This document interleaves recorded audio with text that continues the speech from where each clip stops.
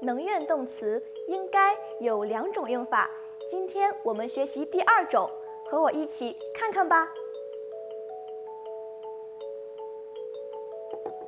新年你打算去哪玩？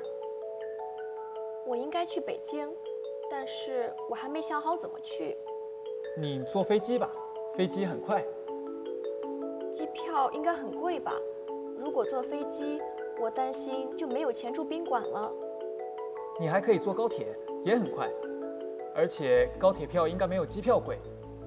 宾馆的话，现在订会比新年的时候便宜很多。好主意，我马上就看，这样我的钱应该就够了。现在我们知道，能愿动词应该可以放在动词前，表示判断和估计。比如，我应该去北京，但是我还没想好怎么去。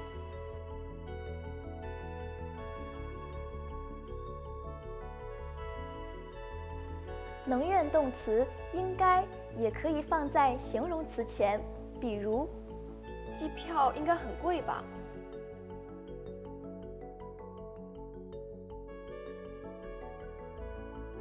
这样我的钱应该就够了。